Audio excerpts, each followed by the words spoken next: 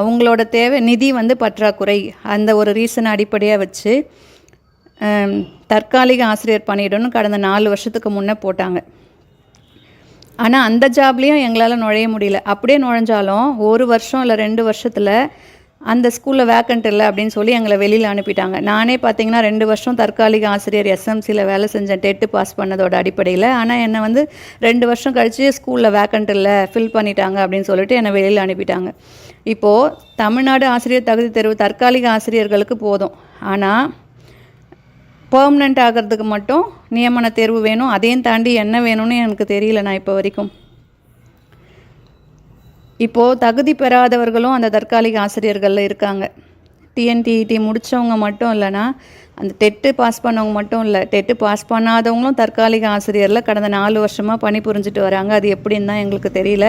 எங்களால் ஆனால் நுழைய முடியல. டெம்பரவரியாக போட்டால் டிடிஎட் பிஎட் குவாலிஃபிகேஷனே போதும் போல் இருக்குண்ணா. ஆனால் டெட்டு முடித்தவங்களுக்கு தான் தற்காலிக ஆசிரியர் பணியில் கூட நுழைய முடியாமல் இன்னமும் ப்ரைவேட்டு ஸ்கூலில் 5000 ரூபாய் 7000 ரூபாய் சம்பளத்தில் எங்கள் வாழ்க்கையை ஓட்டிகிட்ருக்குறோம். இதுலேயும் எவ்வளோ சூழ்ச்சி இருக்குன்னு பாருங்கண்ணா. தயவு செஞ்சு இதையெல்லாம் உங்கள் கவனத்திற்கு கொண்டு வந்து ஒரு முற்றுப்புள்ளி வைங்கண்ணா. 2013 இருந்து இன்னைக்கு வரைக்கும் தமிழ்நாடு ஆசிரியர் தகுதி தேர்வில் பாஸ் பண்ண அடிப்படையில் இல்லது வயது அடிப்படையிலையாவது எங்களுக்கு பணி வாய்ப்பு வழங்கண்ணா. எல்லாருக்கும் வயசு ரொம்ப அதிகமாகிடுச்சு. 13 வருஷம். நான் பார்த்தீங்கன்னா 27 வயசில் டெட் எக்ஸாம் பாஸ் பண்ணி சிவி முடித்தேன். இன்றைக்கி என்னோடய வயசு 40ண்ணா. அண்ணா நிறைய ஆண்டுகள் ஓடிடுச்சு. 13 வருஷமாக எங்களோட வாழ்வாதாரத்திற்காக யோசிக்க யாருமே இல்லாமல் போச்சு. அரசோட நிதி பற்றாக்குறை பற்றி யோசித்தவங்களுக்கு ஒவ்வொரு குடும்பத்தோட நிதி பற்றாக்குறை பற்றி யோசிக்க நேரம் இல்லாமல் போயிடுச்சுண்ணா. எவ்வளோ அவமானங்கள் வேதனைகள் ஒவ்வொரு நாளும் அனுபவிக்கிறோம் தெரியுமாண்ணா. 13 வருஷமாக அவங்கெல்லாம் சொன்ன பொய்யான வாக்குறுதிகளை நம்பி நம்பி ஏமாந்து நொந்து போயிட்டோண்ணா. ஆனால் எங்கள் அண்ணா நீங்கள் 2013 டெட்டு பற்றி எந்த தேர்தல் அறிக்கையிலையும் நீங்கள் சொல்லலை. ஆனாலும் எங்களோட எல்லார் மனசுலேயும் 100% நம்பிக்கை இருந்துச்சுண்ணா. ஏன் தெரியுமா? எங்களோட தேவையை நிறைவேற்றத்துக்கும் எங்களை பாதுகாக்கவும் மட்டும்தான் நீங்கள் இந்த பதவிக்கு வந்தீங்கன்னு எங்கள் எல்லாருக்குமே நல்லா தெரியும். எங்களுக்காக கேட்காமலே யோசிக்க எங்கள் அண்ணா இப்போ வந்துட்டீங்க. எங்களுக்கான விடியலை நீங்கள் தானே தர முடியும். இதை உங்கள் கவனத்துக்கு கொண்டு வரதானா இந்த வீடியோ. இனி நாங்கள் நிம்மதியாக இருப்போண்ணா. அண்ணா இன்னொரு கோரிக்கை, எங்களுக்கு எந்த விதமான உதவித்தொகையும் ஊக்கத்தொகையும் வேணாம். நான் ஒரு குடும்பத்துலேயும் படிச்சுட்டு வேலைக்காக போராடுறவங்க நிறைய பேர் இருக்கோம். எங்களோட குடும்பத்திலே நாங்கள் தான் ஃபஸ்ட்டு +2 தாண்டி இருக்கோம். எங்களோட கல்வி தகுதிக்கு ஏற்ற மாதிரி ஒரு கவர்மெண்ட் வேலை உங்களால் தர முடியும் அப்படின்னா அதுக்கு ஏதாச்சும் ஸ்டெப் எடுக்க முடியும்னா எடுங்கண்ணா. அண்ணா ஃபஸ்ட்டு இந்த போட்டித் தேர்வு சிஸ்டமே என்னன்னே எங்கள் எல்லாருக்குமே புரியவே இல்லை. புரியாமல் தான் நாங்கள் எல்லோரும் இந்த 13 வருஷமாக எக்ஸாம்ஸ் நிறைய எழுதி தோல்வி மேலே தோல்வி மட்டுமே சந்திக்கிறோம். என்ன காரணம் அப்படின்னா, சிலபஸ் ஒன்று விடுறாங்க, அங்கே போயிட்டு எக்ஸாம் ஹாலில் கொஷின் பேப்பரை பார்க்கும்போது அதில் வர கேள்வி வேறையாக இருக்குது. நாங்கள் இப்போது வரைக்கும் நான் இந்த 13 வருஷமாக என்னோட ட்ராவல் பண்ணுறது என்னை சுற்றி என்னோடய புக்ஸ் மட்டும்தான். நான் அத்தனை கொஷின்ஸ் படிக்கிறேன், அத்தனை சப்ஜெக்ட் படிக்கிறேன். ஆனாலுமே என்னால் ஒரு தேர்வில் கூட இன்னும் வரைக்கும் தேர்ச்சி பெறாமல் இன்னும் அந்த டெட் அடிப்படையில் மட்டுமே பணி கிடைக்குமா அப்படின்னு திரும்பவும் பின்னாடி போய் அந்த டெட்டு பற்றியே பார்க்க வேண்டிய நிலைமைக்கு நான் தள்ளப்படுறேன். இதுக்கு காரணம் நான் இல்லை, நான் போட்டித் தேர்வு அந்த சிஸ்டமே சரியில்லை. சிலபஸ் ஒன்று வருது, கொஷின்ஸ் ஒன்று வருது. கடந்த குரூப் 4 எக்ஸாமையே நீங்கள் எக்ஸாம்பிளாக எடுத்துக்கலாம்ண்ணா. எத்தனை பேர் அவஸ்தைப்பட்டோம், எவ்வளோ எங்களோட உழைப்பே வீணாக போச்சு அப்படின்னு சொல்லி.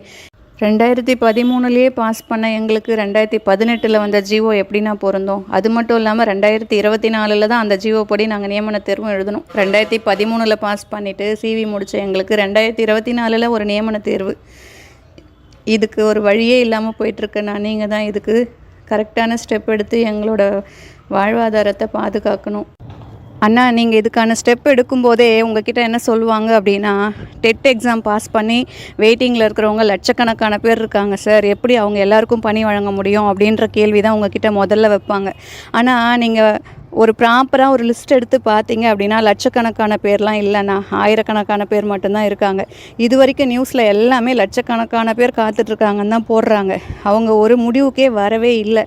இப்போது ஒருத்தரே 2013 பாஸ் பண்ணியிருப்பாங்க, 17 பாஸ் பண்ணியிருப்பாங்க, 19 பாஸ் பண்ணியிருப்பாங்கண்ணா. ஒருத்தரே பேப்பர் 1 பாஸ் பண்ணியிருப்பாங்க, பேப்பர் 2 பாஸ் பண்ணியிருப்பாங்க.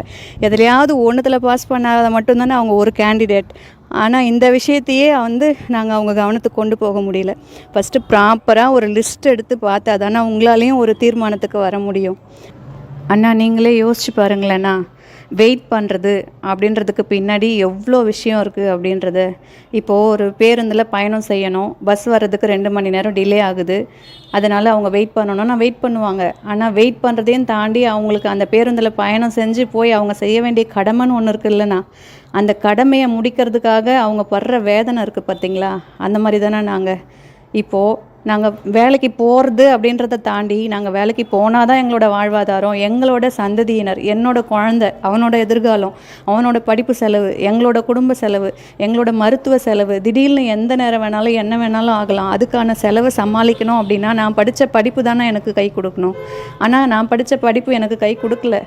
13 வருஷமாக 5000 ரூபாய்க்கும் 7000 ரூபாய்க்கும் தற்காலிக ஆசிரியராக போய் 12,000 ரூபாய்க்கும் இப்போ வந்து உயர் தொழில்நுட்ப ஆய்வகத்தில் அதே கான்ட்ராக்ட் வேலையில் 9,700 ரூபாய்க்கும் நான் சம்பாதிச்சுட்டு இந்த காசை வச்சுக்கிட்டே குடும்ப பிரச்சனையும் குழந்தையோட படிப்பு செலவையும் என்னோட மருத்துவ செலவையும் குழந்தையோட மருத்துவ செலவையும் பார்த்துக்கணும் அப்படின்னா எப்படி என்ன முடியும்? எங்களோட ஆசைகள், கனவுகள், லட்சியங்கள் எல்லாமே வந்து இந்த அரசு வேலை மட்டும்தான். இது எங்களுக்கானது அல்லனா. எங்களோட சந்ததியை வந்து நாங்கள் தூக்கி விடணும் அப்படின்னா நாங்கள் வந்து இந்த கவர்மெண்ட் ஜாப்புக்கு போய் ஆகணும். எங்களுக்கு வேறு வழி இல்லை.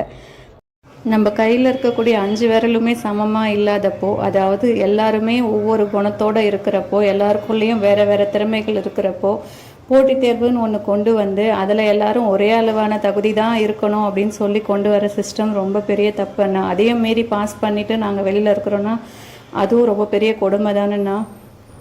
இது எங்களுக்கான வாய்ப்பு மட்டும் இல்லை, நான் இதோட மட்டும் நின்றுட போகிறதில்ல. எங்களுக்கு அடுத்து வரக்கூடிய சந்ததியினர், எங்களுக்கு அடுத்து வரக்கூடிய தலைமுறைக்கும் இந்த வாய்ப்பு தானே அஸ்திவாரமாக அமையும். அவங்களோட முன்னேற்றத்துக்கும் நாங்கள் தானே அடித்தளம். அண்ணா, கடைசியாக இந்த தங்கையோட கோரிக்கை எல்லார் சார்பாகவும் என்ன அப்படின்னா, 2013 இப்போ வரைக்கும் டெட் எக்ஸாம் எழுதி தேர்ச்சி பெற்றதன் அடிப்படையிலையும் அல்லது வயது அடிப்படையிலையாவது எங்களுக்கு ஒரு பணி வாய்ப்பை வழங்கி எங்களோட வாழ்க்கையில் விடியலை ஏற்படுத்துங்க அண்ணா, தயவு செஞ்சு. இது அண்ணா, பொறுப்பு மிக்க ஒரு ஆசிரியர் பதவிக்கு மிகப்பெரிய தகுதியே பொறுமை தான் அண்ணா. நாங்கள் இந்த 13 வருஷமாக அந்த தகுதியை பெற்றிருக்கிறோம் பொறுமையோட அப்படின்னு தான் நினைக்கிறேன். இந்த வீடியோ முழுக்க எங்களோட கோரிக்கையை உங்கள் கவனத்திற்கு கொண்டு வரணும் அப்படின்றதுக்காக மட்டும்தான் அண்ணா. இதில் நான் ஏதாவது தப்பாக பேசியிருந்தேன் என்னை மன்னிச்சிடுங்க. எங்களோட கோரிக்கையை எங்கள் அண்ணா நிறைவேற்றுவாங்க அப்படின்ற நம்பிக்கையில் உங்களோட சகோதர சகோதரிகள். தேங்க்ஸ் அண்ணா. ஃப்ரெண்ட்ஸ், இந்த வீடியோ மூலமா நம்மளோட எல்லாரோட மனசில் இருக்கிற பாரத்தையும் நம்ம அண்ணா கிட்ட இறக்கி வச்சுருக்கோம் அப்படின்னு நினச்சி தான் நான் இந்த வீடியோ போட்டிருக்கேன். இது தயவு செஞ்சு நம்ம அண்ணாவோட கவனத்திற்கு கொண்டு செல்கிற வரைக்கும் ஷேர் பண்ணுங்கள். இதுலையாவது நம்ம ஒற்றுமையாக இருந்தால் மட்டும்தான் இந்த ஆண்டாவது நம்மளுக்கு விடியல் வரும். தயவு செஞ்சு இதை ஷேர் பண்ணுங்கள். அண்ணாவோட கவனத்திற்கு போகிற வரைக்கும் இதையாவது நம்ம பண்ணுவோமே.